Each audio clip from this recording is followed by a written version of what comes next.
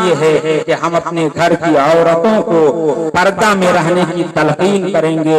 हम मर्द हैं, हम पर जिम्मेदारी बनती है कि हमारे कांधे पर अल्लाह ने जिम्मेदारी रखी है कि तुम अपनी औरतों को अपनी मेहनत और मुशक्कत से कमा कर खिलाओ और उस पर तुम निगहबान हो, तुम उसकी निगरानी करो। हम अपने घर की औरतों से भी गुजारिश करते हैं कि आप अपनी आबरू का, आप अपनी इज्जत का आप खुद जामिन है, आप खुद समझदार हैं और आप अपने सरों से दुपट्टा को उतरने ना दें। कहा जाता है, किताबों में आता है कि अगर कोई औरत बेपर्दा घूमती है तो सिर्फ वो बेपर्दा घूमने का गुनाह नहीं है, बल्कि आने जाने वाले जितने नौजवान का निगाह उस पर पड़ जाती है तो निगाह पड़ने के बाद अगर उसने फौरन हटा लिया, इतने बड़े मुजाहिद तो माशरे में अब नहीं, निगाह पड़ते हुए अगर उसने हटा लिया तो वो गुनाह से बच जाता है।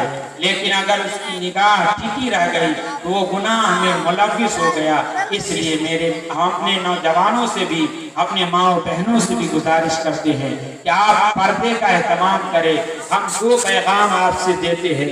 एक ये कि आप अपने बच्चों के पढ़ाने के लिए जो कुछ कुर्बानी दे सकते हैं बिला दरेग दें, और अगर आपने अपनी औलाद के पढ़ाने में कट्ठा दो कट्ठा बचाने के चक्कर में रहे, अगर वो औलाद नालायक निकल गई तो बीघा का बीघा बेचकर पी जाए।